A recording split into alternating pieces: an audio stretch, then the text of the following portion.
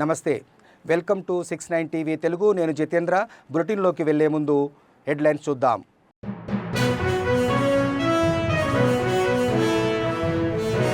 అంతర్జాతీయ ఇన్వెస్టర్లకు ఆహ్వానం పలికిన ఆంధ్రప్రదేశ్ పర్యాటక మంత్రి కందుల దుర్గేష్. ఇన్వెస్టర్లకు మెరుగైన రాయితీలు కల్పించి పూర్తి సహకారం అందిస్తామని హామీ.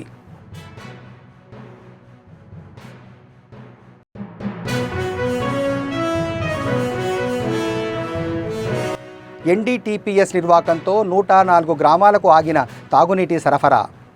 బూడిద నీరు కూలింగ్ కెనాల్లో కలపడం ఆగే వరకు ఫిల్టర్ బెడ్లు పనిచేయవన్న అధికారులు.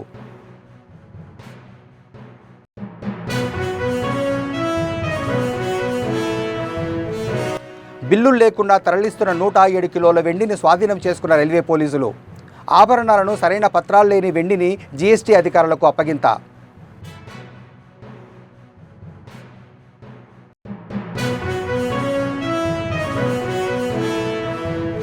భూపాల్పల్లి జిల్లా కేంద్రంలో మున్సిపల్ మాజీ కౌన్సిలర్ భర్త రాజలింగమూర్తిపై కత్తులతో విచక్షణారహితంగా దాడి.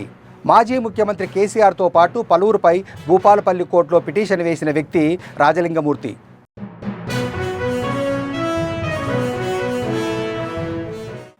ఏపీ పర్యాటకాభివృద్ధిలో భాగస్వాములు కావాలని ఢిల్లీలో జరుగుతున్న south Asia leading travel tourism exhibition 2025 వేదికగా జాతీయ అంతర్జాతీయ ఇన్వెస్టర్లకు పర్యాటక మంత్రి కందుల దుర్గేష్ ఆహ్వానం పలికారు. పీపీపీ విధానంలో పర్యాటక రంగాన్ని అభివృద్ధి చేస్తున్నామని, ప్రభుత్వం తరపున ఇన్వెస్టర్లకు మెరుగైన రాయితీలు కల్పించి పూర్తి సహకారం అందిస్తామన్నారు. Temple, adventure, eco, wellness, heritage, religious, agri, medical, cruise, beach, coastal, స్టిపెన్, రూరల్, ఫిల్మ్ టూరిజంలను వృద్ధి చేసేలా ప్రణాళిక రూపొందిస్తున్నామని, జాతీయ అంతర్జాతీయ పర్యాటకులకు గమ్యస్థానంగా ఏపీని తీర్చిదిద్దుతామన్నారు. అద్భుత ప్రకృతి రమణీయతకు చిరునామా ఆంధ్రప్రదేశ్ అని తెలుపుతూ రాష్ట్ర సందర్శనకు ఇన్వెస్టర్లను కోరారు మంత్రి దుర్గేష్. ఆంధ్రప్రదేశ్ రాష్ట్రంలో పర్యాటకాభివృద్ధికి పెద్దపీట వేస్తున్నామని, సమగ్ర పర్యాటకాభివృద్ధి లక్ష్యంగా రానున్న 5 ఏళ్లలో 25,000 కోట్ల పెట్టుబడులు లక్ష్యంగా నిర్దేశించుకున్నామని రాష్ట్ర పర్యాటక సాంస్కృతిక సినిమాటోగ్రఫీ మంత్రి కందుల దుర్గేష్ తెలిపారు. బుధవారం ద్వారకా ఢిల్లీలోని యశోభూమిలో జరిగిన south Asia leading travel tourism exhibition 2025 SATTE వేదికగా రాష్ట్ర పర్యాటక సాంస్కృతిక సినిమాటోగ్రఫీ మంత్రి కందుల దుర్గేష్ తనదైన శైలిలో ప్రసంగించి ఇన్వెస్టర్లను అమితంగా ఆకట్టుకున్నారు. India Shri Nara Chandrababu Naidu, who is our Honorable CM, he has been emphasizing on investments growth, infrastructure development, employment has been our guiding source. And apart from him, our Deputy Chief Minister, Sri Pawan Kalyan ji, who has been particularly emphasizing on youth empowerment, improved infrastructure and environmental sustainability. These are the basic guiding forces to us to take up a tourism in a very big way in our state. The Andhra Pradesh government has recently launched the Andhra Pradesh Tourism Policy 24-29, which has granted industry status to the tourism activity. So it gives so much of boost to the investors to come and participate in the development of the tourism activities in Andhra Pradesh, so that we are inviting all the investors also to this activity. So we feel that ultimately by the end of 2025, our contribution, tourism contribution would be at least 15% of the total employment generation. That is one important aspect. And our vision is that Andhra Pradesh should become premier hub for tourism, and it has got multitude activities like spiritual, coastal, ecological, adventure and wellness experience that empower local communities and promote sustainable development. And with sustainability and digitalization as core agenda items, the policy aims to develop and enhance anchor hubs by focusing on last mile connectivity, public-private partnership. That is the main goal of Andhra Pradesh right now. Public-private partnership PPP mode is we are adopting, and we are inviting investors also, private investors in this activity. Expanding accommodation options, skill development and sustainable tourism practices. Furthermore, these anchor hubs will be developed using a hub and spoke model. The goal is to mobilize private investments worth 25,000 crores of rupees to enhance infrastructure, services and innovative tourism. We aim to expand the range of tourism experiences in Andhra Pradesh to cater the diverse preferences of tourists. To this end, we are focusing on various subsectors including beach, coastal tourism, wellness and medical tourism, screen film tourism, seaplane, ecotourism, rural tourism, etc. In conclusion, I would like to reiterate that Andhra Pradesh is ideally positioned to shape the future by inviting investors not only from within India, but also from international arena also.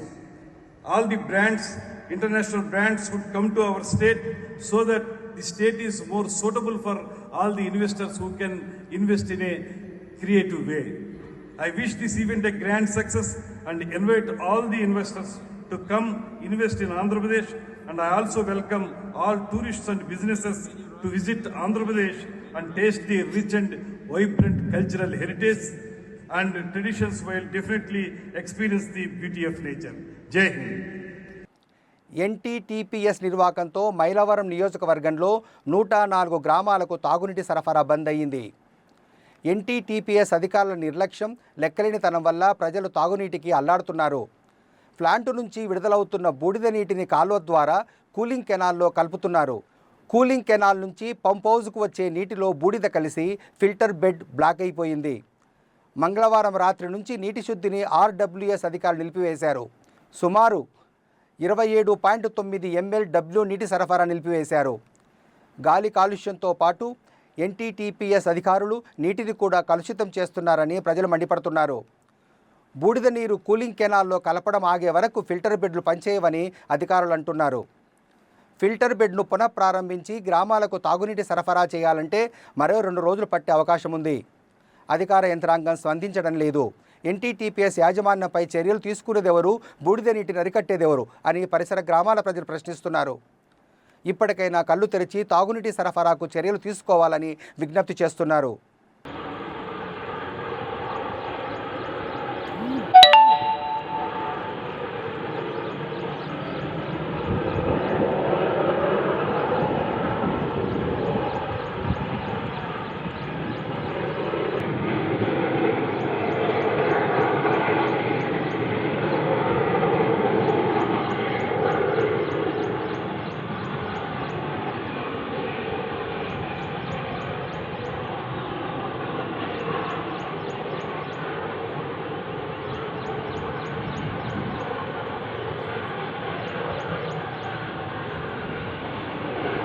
మంగళవారం రాత్రి బిల్లులు లేకుండా GT ఎక్స్ప్రెస్లో ఆగ్రా నుంచి విజయవాడకు తీసుకువచ్చిన 107 కిలోల వెండిని ప్రభుత్వ రైల్వే పోలీసులు స్వాధీనం చేసుకున్నారు. సాధారణ తనిఖీల్లో భాగంగా తనిఖీలు నిర్వహిస్తుండగా బిల్లులు లేని సుమారు ₹1 కోటి పైచీలకు విలువగల వెండి ఆభరణాలను స్వాధీనం చేసుకున్నామని విజయవాడ రైల్వే స్టేషన్ ప్రభుత్వ railway police CI J V Ramana తెలిపారు. స్వాధీనం చేసుకున్న ఆభరణాలను సరైన పత్రాలు లేని కారణంగా జీఎస్టీ అధికారులకు అప్పగించామన్నారు. రాత్రి 18/2/2025 ఇది 10 గంటలకు సుమారు 10 గంటలకి జీటీ ఎక్స్ప్రెస్కి సందీప్ అనే అతను ఈ సిల్వర్ ఐటమ్స్ అన్ని ఆగ్రా నుంచి తీసుకొస్తూ ప్లాట్ఫామ్ నెంబర్ 8లో మాకు దొరికాడు. ఇతని దగ్గర బిల్స్ ఏమైనా ఉన్నాయని చెక్ చేస్తే బిల్స్ ఏమీ లేవు at the time of search. So మేము జిఎస్టీ వాళ్ళకి ఇమీడియట్గా మేము ఇన్ఫర్మేషన్ ఇస్తే వాళ్ళందరూ వచ్చారు. వాళ్ళందరూ కూడా ఈరోజు దీనికి ఏం డాక్యుమెంట్స్ ఉన్నాయి ఏంటనేది వెరిఫై చేయడానికి సెంట్రల్ జిఎస్టీ వాళ్ళకి అప్పగించడం జరుగుతుంది. సందీప్ అనే ఒక వ్యక్తి ఆగ్రా నుంచి 107 కేజీలు సిల్వర్ ఐటమ్స్, ఫ్యాన్సీ ఐటమ్స్ తీసుకుని ప్లాట్ఫామ్ నెంబర్ 8లో దిగిన తర్వాత మేము చెక్ చేసాం. అతను చెక్ చేసినప్పుడు అతని దగ్గర దీనికి సంబంధించిన లీగల్ డాక్యుమెంట్స్ ఏమైనా ఉన్నాయని అడిగితే అతను ఎటువంటి డాక్యుమెంట్స్ ప్రొడ్యూస్ చేయలేదు. సో దాని మీద మేము ఈరోజు సెంట్రల్ జిఎస్టీ వాళ్ళకి ఇన్ఫర్మేషన్ ఇచ్చి వాళ్ళకి ఇవన్నీ కూడా హ్యాండ్ ఓవర్ చేసి ప్రాపర్గా దీన్ని లీగలైజ్ చేయమని చెప్పేసి వాళ్ళకి ఒక రెగ్యులేషన్ ఇచ్చాం. వాళ్ళు కూడా వచ్చి ఉన్నారు. వాళ్ళందరికీ కూడా ఇవన్నీ కూడా 107 కేజీలకు సంబంధించిన సిల్వర్ ఐటమ్స్ అన్నీ కూడా హ్యాండ్ ఓవర్ చేయడం జరుగుతుంది. ఒంగోలులో జిల్లా పోలీస్ పరేడ్ గ్రౌండ్లో జరిగిన ఆంధ్రప్రదేశ్ రాష్ట్రంలో నాటుసారా నిర్మూలన దిశగా నవోదయం 2.0 ప్రారంభోత్సవ కార్యక్రమంలో పాల్గొని అనంతరం ఎస్పీ ఆఫీస్ దగ్గర నుండి ఆర్టీసీ బస్టాండ్ వరకు నిర్వహించిన ర్యాలీలో రాష్ట్ర మైనింగ్ అండ్ ఎక్సైజ్ శాఖ మంత్రివర్యులు శ్రీ కొల్లు రవీంద్ర గారితో మంత్రివర్యులు శ్రీ డిబి స్వామి గారితో కలిసి పాల్గొన్న సంతనూతలపాడు నియోజకవర్గ శాసనసభ్యులు శ్రీ బిఎన్ విజయకుమార్ మరియు జిల్లా ఎమ్మెల్యేలు, ఇన్ఛార్జీలు, జిల్లా కలెక్టర్, ఎస్పీ తదితరులు పాల్గొన్నారు. ఇంపార్టెంట్ విషయము మనందరికీ తెలుసు. పాతకాలంలో నాటు సారా ఎక్కువ తాగేవాళ్ళు, ఇప్పుడు క్రమంగా ఆయన్ని తగ్గించుకుంటూ వస్తూ ఉన్నారు. దానివల్ల చాలా హెల్త్ ప్రాబ్లమ్స్, నాటు సారాయి చేసేటప్పుడు ఎన్నో కెమికల్స్ వాడి బాడీ చాలా వీక్ అవి అనేక హెల్త్ ఇష్యూస్ వస్తూ ఉంటాయి. అందుకని పబ్లిక్ హెల్త్ కోసము నాటు సారాయి నిర్మూలన చాలా ఇంపార్టెంట్. అదే కాకుండా డ్రగ్స్, గాంజా ఇది ఖచ్చితంగా యూత్ దూరంగా ఉండాలా. ఈ మధ్య కాలంలో లేబర్ కూడా అంటే చాలా కష్టపడుతూ ఉంటారు కాబట్టి they get easily attracted to this drugs, ఈ గాంజా.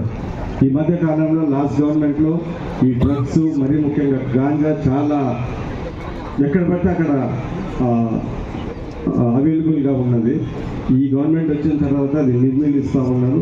ఒకటి యూత్ అర్థం చేసుకోవాల్సిన విషయం ఏంటిదంటే ఈ డ్రగ్స్ దీనివల్ల అనవసరంగా మనం ఏంటంటే మన జీవితాన్ని పాడు చేసుకుంటారు. Once you get use to drugs దాని తర్వాత దాని మీద మీరు డిపెండెంట్ అయిపోయి నార్మల్ హెల్త్ బాగా డిటూరేట్ అయ్యి మెంటల్ స్టేట్ డిటూరేట్ అయ్యి whatever you want to achieve and dream about అవన్నీ సాధ్యం కాదు. మనం ఎప్పుడైనా గుర్తుపెట్టుకోవాలా, ప్రైమ్ ఇయర్స్లో అంటే during the student days when you're studying మనం చాలా కష్టపడాలి. సంతోషానికి ఇలాంటి అనవసరమైన అలవాట్లకి దూరంగా ఉంటేనే we can achieve our targets. పెద్ద ఇంజనీర్లు కానీ ఏదైనా కావాలనుకుంటే your health is very important. Drugs, ఈ గాంజా అనేది it deteriorates your mental and physical health అనేది మనం గుర్తుపెట్టుకోవాలా. మారేడుపల్లిలోని ఇండియన్ బ్యాంకుకు వచ్చిన సికింద్రాబాద్ కోర్టు న్యాయవాది వెంకటరమణ స్పృహ కోల్పోయి అక్కడికక్కడే మృతి చెందారు. తార్నాకాకు చెందిన వెంకటరమణ సికింద్రాబాద్ సివిల్ కోర్టులో సీనియర్ న్యాయవాది. బుధవారం కోర్టు చలాన్ కట్టడానికై మారేడుపల్లిలోని పుష్పగిరి ఆసుపత్రి పక్కనే ఉన్న ఇండియన్ బ్యాంకుకు ఉదయం 12 గంటలకు వచ్చిన సమయంలో ఘటన జరిగింది. చలాన్ కట్టడానికి బ్యాంకులో కిటికీకి కట్టి ఉన్న చలాన్ పేపర్ తీస్తున్న సమయంలో ఒక్కసారిగా కింద పడిపోయారు. తలకు తీవ్ర గాయమై అక్కడికక్కడే మృతి చెందాడు. చనిపోయిన వ్యక్తికి భార్య, 2 కూతుళ్లున్నారు. అక్కడే ఉన్నవారు సిపిఆర్ చేసినప్పటికీ ప్రాణాలు దక్కలేదు. జోగులాంబ, గద్వాల జిల్లా ఐజ పట్టణంలోని తిక్క వీరేశ్వర స్వామి జాతర ఉత్సవాలు అంగరంగ వైభవంగా జరుగుతున్నాయి. బ్రహ్మోత్సవాల్లో పాల్గొనడానికి పెద్ద సంఖ్యలో వేలాదిగా జనాలు తరలివస్తున్నారు. ఈ ఉత్సవాలు మహాశివరాత్రి వరకు కొనసాగుతాయి. జాతర ఉత్సవాలు పురస్కరించుకొని ప్రజలను ఆకట్టుకునేలా ప్రతిరోజు ఒక్కో కార్యక్రమము ఆలయ కమిటీ నిర్వాహకులు ప్రత్యేక ఏర్పాట్లు చేసి నిర్వహిస్తున్నారు. బ్రహ్మోత్సవాలను పురస్కరించుకొని చేతిరాళ్ళు, గుబ్బల గుండ్లు ఎత్తు పోటీలు ఏర్పాటు చేశారు. ఈ పోటీలలో 10 మంది పాల్గొన్నారు.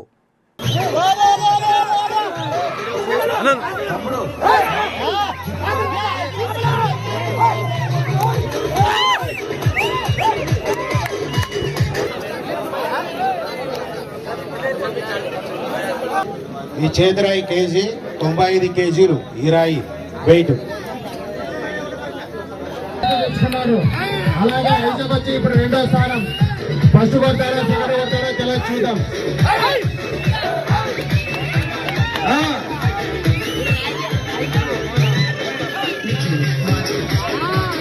నెక్స్ట్ వ్యక్తి ధైర్యంగా కేజీ.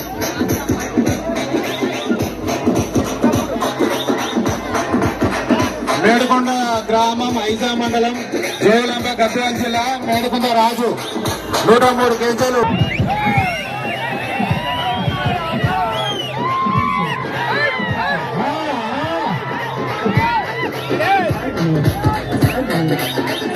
నూట 3 కేజీలనే ఇది.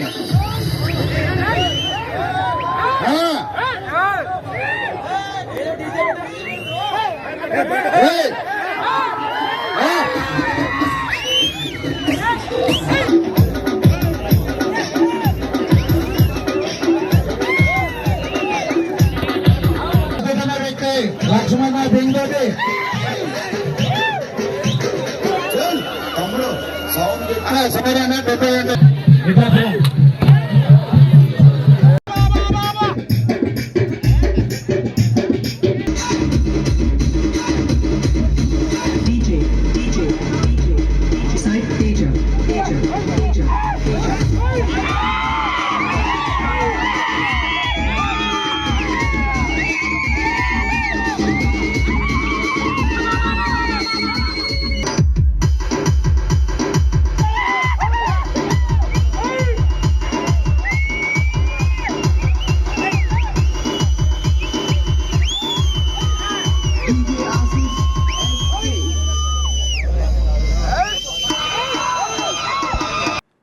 వైద్యం వికటించి ఒక వ్యక్తి మృతి చెందిన సంఘటన గోదాడ పట్టణంలో జరిగింది.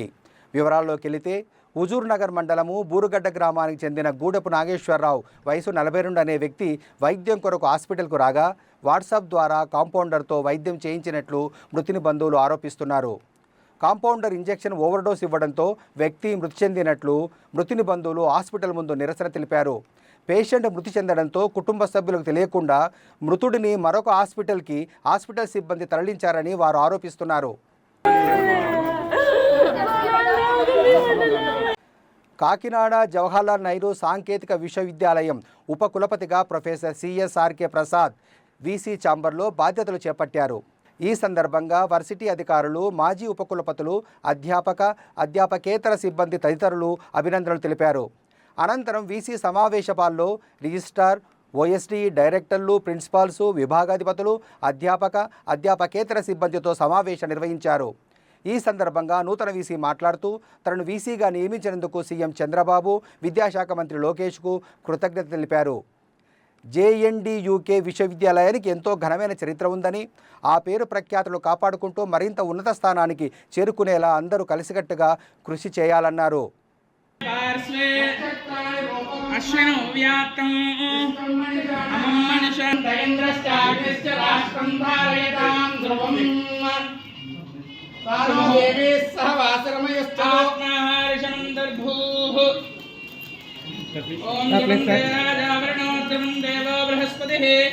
JNTU college of engineering or college of engineering 1946లో పెట్టడం జరిగింది. స్వాతంత్రానికి ముందు ఉన్నది.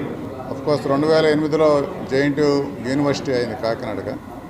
This has a great history and it has contributed a lot to the society, especially technical education కానీ, టెక్నాలజీ డెవలప్మెంట్ కానీ, ఇండస్ట్రీస్ డెవలప్మెంట్ కానీ, రాష్ట్రానికి, దేశానికి చాలామంది ఆలంని కంట్రిబ్యూట్ చేశారు. అయితే దీన్ని ఇంకా స్ట్రెంథన్ చేసి మన చంద్రబాబు నాయుడు గారి యొక్క వికసిత్ భారత్ 2047 ఉద్దేశం ప్రకారం, అట్లాగే మన ఆనరబుల్ మినిస్టర్ లోకేష్ గారి యొక్క ఆలోచనకు అనుగుణంగా JNTU కాకినాడని number 1 technical university in the state of Andhra Pradesh చేసి, తర్వాత ఎన్ఐఆర్ఎఫ్ ర్యాంకింగ్లో మనది బిలో 100 తీసుకురావడం అది ముఖ్యం. ఇప్పుడంతా ఏంటంటే ప్రపంచం అంతా ఏ అప్లికేషన్స్, స్టార్టప్స్, ఎంటర్ప్రెన్యూర్షిప్ డెవలప్మెంట్ వీటి మీద ఉంది. అంటే ఉద్దేశం ఏంటంటే యూనివర్సిటీస్ నుంచి, జేఎన్టీయూ కాకినాడ లాంటి యూనివర్సిటీ నుంచి వచ్చేటువంటి పిల్లలు వాళ్ళు ఉద్యోగాల కోసం ఎదురు చూడకుండా ఉద్యోగాలని కల్పించేటువంటి సంస్థలని ఎస్టాబ్లిష్ చేయాలనేది ఆశయం. సో ఆ దిశగా మేము అడుగులేయడానికి ప్రయత్నిస్తామని మేము అనుకుంటున్నాం. దానికి కావాల్సినట్టుగా ఇక్కడ మేధస్సు ఉంది, ఫ్యాకల్టీ చాలా డెడికేటెడ్ ఫ్యాకల్టీ ఉన్నారు. ఎందుకంటే ఈ యూనివర్సిటీకి నేను దాదాపు 15 సంవత్సరాల నుంచి బోర్డ్ ఆఫ్ స్టడీస్ మెంబర్గా వస్తూ ఉన్నాను. Highly talented faculty members are here and dedicated non teaching staff, supporting staff ఉన్నారు. ల్యాబ్స్ ఎక్విప్మెంట్ అవి సరిపోనున్నాయి, కానీ ఇది సరిపోదు. 21వ శతాబ్దానికి అనుకూలంగా మనం ల్యాబ్స్ని డెవలప్ చేయాలి. సెంటర్స్ ఆఫ్ ఎక్సలెన్స్ అని అంటారు ఇప్పుడు స్మార్ట్ సిటీస్ అని, ఏఐ అని, అట్లా స్కిల్ డెవలప్మెంట్ అని, ఇదంతా ప్రపంచం అంతా పరుగులు తెస్తుంది. మనం నడుస్తున్నాం, కొంచెం స్పీడ్ పెంచి జాగింగ్ చేసి నెక్స్ట్ రన్నింగ్ చేయాలి. సో ఉద్దేశం ఏంటంటే నెక్స్ట్ 3-4 ఇయర్స్లో బిలో 100 ర్యాంకు రావాలి, ఎన్ఆర్ఎఫ్ ర్యాంక్. తర్వాత గ్లోబల్గా మన ఇంపాక్ట్ తెలియాలి. ఎందుకంటే ఆలంని బాగానే చేస్తున్నారు. ఆలంని ఆఫ్ ది జేఎన్టీయూ కాకినాడ నాకు తెలిసినంతవరకు దేశంలో కానీ విదేశాల్లో కానీ వాళ్ళ పర్ఫార్మెన్స్ చాలా బాగుంది. They are contributing a lot to the industry, they are contributing a lot for the technological development, and also they have established several organisations, industries. దీన్ని మనం కన్వర్ట్ చేసుకుంటూ ఆలంని యొక్క హెల్ప్తో ఈ ఇన్స్టిట్యూషన్ని ఇంకా అభివృద్ధి చేస్తూ ల్యాబ్స్ని డెవలప్ చేసుకుంటూ more and more innovations, startups, patents institution నుంచి రావాలి. రీసెర్చ్ అనేది డెవలప్ చేయాలి. మేడ్చల్ శ్రీ చైతన్య పాఠశాలపై ఆందోళనలు ఆగడం లేదు. మేడ్చల్ శ్రీ చైతన్య పాఠశాలలో వేధింపులకు 10వ తరగతి విద్యార్థిని ఆత్మహత్య చేసుకున్న సంఘటన జరిగింది. ఈ ఘటన జరిగి వారం రోజులు గడుస్తున్నా ఆందోళనలు మాత్రం ఆగటం లేదు. పరిస్థితి ఉద్రిక్తంగా మారడంతో పాఠశాల 2 రోజులు సెలవు ప్రకటించుకుంది. గత శుక్రవారం, శనివారం పాఠశాలను తెరవలేదు. సోమ, మంగళవారం స్కూల్ నడిచినప్పటికీ బుధవారం మళ్లీ పాఠశాల ముందు బీజేపీ ఆందోళనకు దిగింది. మృతి చెందిన బాలిక తల్లిదండ్రులతో కలిసి పాఠశాల ప్రిన్సిపాల్ గది ముందు బైఠాయించి నిరసన తెలిపారు. పాఠశాలకు వ్యతిరేకంగా నినాదాలు చేశారు. అయితే ఇంత జరుగుతున్నా పాఠశాల యాజమాన్యం మాత్రం ఈ ఘటనపై ఇంతవరకు స్పందించలేదు.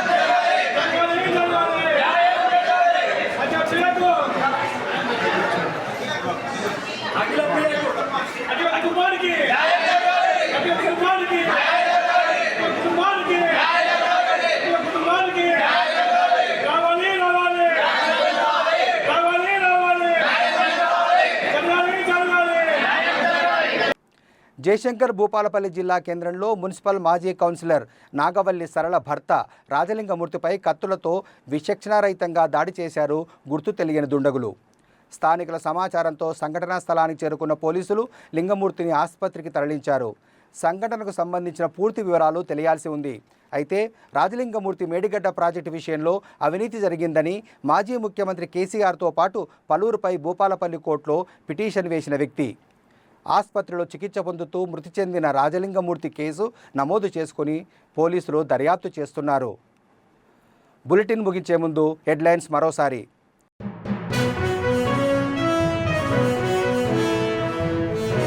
అంతర్జాతీయ ఇన్వెస్టర్లకు ఆహ్వానం పలికిన ఆంధ్రప్రదేశ్ పర్యాటక మంత్రి కందుల దుర్గేష్. ఇన్వెస్టర్లకు మెరుగైన రాయితీలు కల్పించి పూర్తి సహకారం అందిస్తామని హామీ.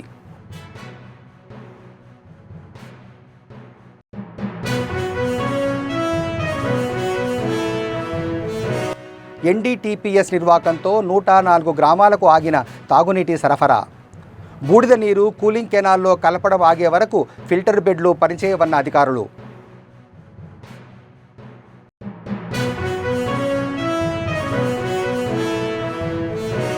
బిల్లులు లేకుండా తరలిస్తున్న 107 కిలోల వెండిని స్వాధీనం చేసుకున్న రైల్వే పోలీసులు.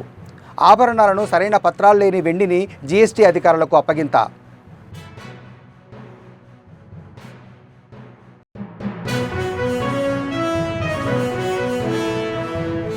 భూపాల్పల్లి జిల్లా కేంద్రంలో మున్సిపల్ మాజీ కౌన్సిలర్ భర్త రాజలింగమూర్తిపై కత్తులతో విచక్షణారహితంగా దాడి. మాజీ ముఖ్యమంత్రి కేసీఆర్తో పాటు పలువురుపై భూపాలపల్లి కోర్టులో పిటిషన్ వేసిన వ్యక్తి రాజలింగమూర్తి.